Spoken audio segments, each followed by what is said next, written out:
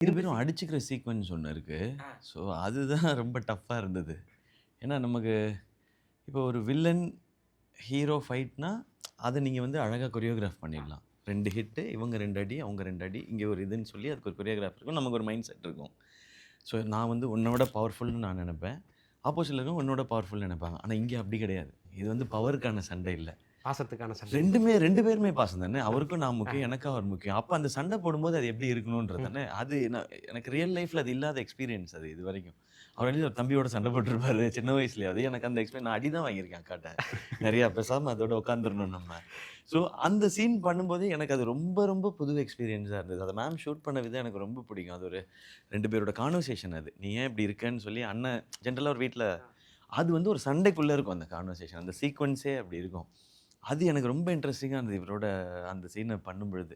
2 பேரும் ஒரு ஒரு ரோல் பண்ணணும். ஒரு ரோல் பண்ணும்போது 2 பேரும் டம்முன்னு முட்டிக்கிட்டோம். எனக்கு ஒரு 10 செகண்டு குருவிலாம் அப்படியே சுத்துச்சு. ஆனா இமிடியேட்டா அடுத்த ஷாட்டுக்கு நாங்க 2 பேருமே ரெடி ஆயிட்டோம். ஆனா இவரு எதுவுமே சொல்லல. அவருக்கும் மண்டையில பட்டிருக்கு. ஆனா எதுவுமே சொல்லல. ஸோ இந்த கிவ் அண்ட் டேக் இருக்குல்ல, அங்கேயே இட்ஸ் அண்டர்ஸ்டுட். இது வந்து இந்த கிவ் அண்ட் டேக் இருந்தா தான் இந்த படமும், இந்த சீக்வென்ஸும் இதுவும் அழகாகுன்றது. இது வந்து டைரக்டர் சொல்லி தர மாட்டாங்க. அவங்க வேலை இது கிடையாது. நீங்க 2 பேர் கரெக்ட்டா பேசி, கரெக்ட்டா சிங்க் பண்ணி அது கிடையாது.